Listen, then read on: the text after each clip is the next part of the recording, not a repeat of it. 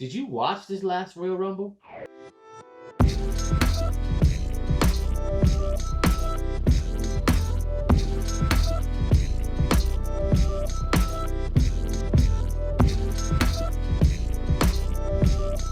what's up, Nerd fam? This is your boy Gashan, and I want to welcome you to Enter the Nerd. And today we're going to be talking about the Royal Rumble. Yes, it just happened a couple of days ago. I haven't spoken about wrestling yet on this channel. I'll be honest with you, I got a bit of wrestling fatigue. I always get that really like every 2 or 3 years because it's just so much going around, whether it's WWE, New Japan, now AEW, Ring of Honor, tons of stuff. It's just so much stuff for me to catch up on. I just go, I'm done. And obviously it's very easy for me to do this to WWE because that product is probably the weakest out of all the ones that I just mentioned, which sucks obviously because they have the most inflated roster out of all the ones we're talking about, and this talent doesn't get handled properly, which will definitely come up later on in this video. So let's get into the Royal Rumble. Now, I'm really gonna focus more on the main men's Royal Rumble and women's Royal Rumble match, but I'm going to mention some of the other matches as well. First off, and some of just the foolery that was happening during this pay-per-view, we'll just talk about that. We have Goldberg and Drew McIntyre.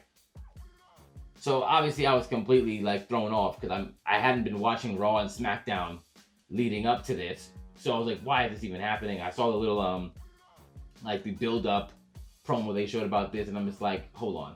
So Goldberg is now it's like a milestone that he has to conquer apparently, and I'm like, whatever.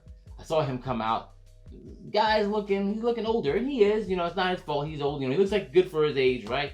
And then I'm just like, the match is exactly what I expected, right? Just a whole bunch of spears and a jackhammer that was literally just a vertical suplex. It was pretty bad. It was really bad. It was like he tried, and there was no snap, and I don't even know what to say about that. But obviously Drew had to win that, and there was a point at the end when he's like, get past the test, and I'm like, what test? What test is Goldberg given? Wrestling? How many spears can you take? How not to look when you're 50 years old? I don't know, man. It was so weird. And I don't know. So that's what that match made me go. I don't know. Okay. The next thing I would say that was kind of weird for me, obviously, was the whole Bad Bunny thing, and I don't want to talk about that too much. That was just very odd. I mean, him literally rapping in a circle around Booker T with his arms folded, and there was words mixed with grunts and noises. I don't even know what was happening there, right? I'm not the biggest Bad Bunny fan. I mean, if you are, more power to you. But I mean, I guess Pitbull and Flo Rida were busy, so they got Bad Bunny instead. Whatever. It was awkward. It was very awkward. I had to literally turn the sound off at some point when we were watching this. It was very weird, right? Also, the last man standing match with Kevin Owens and Roman Reigns. That was actually pretty entertaining, and it had some really cool spots, like the way Kevin Owens rolled off the side of that platform so his feet could touch the floor. When Roman Reigns was handcuffed to, I guess it was a railing thing in my head. What was it? Maybe a light post, something like that. I forgot what it was, but he was handcuffed and he grabbed the referee and slammed him into it so he stopped counting. That was pretty cool. And obviously I love heel Roman Reigns. I heard about him being heel, and I've seen, I think in November, I did watch that match with John and my boy Hannif and a whole bunch of them about when he was fighting one of the Usos. I think it was it Jay? He was fighting and he was crying at the end of it. I saw that, I was like, okay, this is where we are. This is where we are now. But I like heel Roman. We've all wanted heel Roman. I'm glad we finally got him. It's giving him something more to work with. He finally has the vest off, so he finally looks different than he was in the Shield. I'm good. I'm glad, and it looks like he's gonna have some very interesting matchups going forward. John was telling me, and I actually looked up some things, and yeah, he's got some cool things going on. So yeah, I'm really looking forward to that. All right, now starting with the Women's Royal Rumble match. So a lot of positives going into this. Number one, there were not a whole bunch of retired superstars in this, which if you remember the first and second Women's Royal Rumble, it was all about nostalgia, bringing Molly back, bringing, just a whole bunch of people who just weren't wrestling. I'm not saying that there weren't any, because there was Tori Mickey James, and the one who's supposed to be uh, like a spoof of Brooke Hogan. Like she was in that. Like they were a couple, but this roster had so much current talent in it that it was just a much better Rumble than the first 2 years, like by far. And they were used correctly too. It's like these women finally found their footing because it was a little sloppy before, because they had never had to do this type of battle royale like on this scale. And it's really good that it just looks great. But the biggest takeaway for me was who was at the end of it was supposed to be at the end. But before I get to that, I see how they're using Lacey Evans now. I remember when I first saw her character, it was like some nostalgic 1950s like pinup girl type of thing. And she had like her signature move, which is like the women's right, and it was kind of like corny, right? But now she's kind of like a troll. And I really like that. And it gets to got her going with Ric Flair, and she has this feud with Charlotte. And it's really, really, really good. It's good because she really like goes into it, and it's funny. It's actually really, really funny, and I enjoy it. And obviously, it keeps Charlotte away from the title, something that me and everybody on the Discord were great, because we don't need her anywhere near the title picture again right now. Let her be involved with that storyline. But to that point, who was at the end of the Royal Rumble? Who were the last two? Rhea Ripley and Bianca Belair. Two people who you've got a chance to see do tons of work in NXT. They had tons of spots in like the Survivor Series. They did great in their War Games match that I remember, the first one that they were ever in, which was awesome. Like it was really, really good.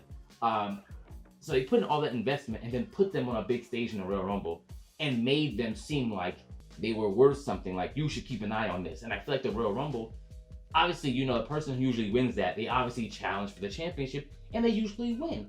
So it just puts tons of eyes. So the people who are in the ring last are supposed to matter.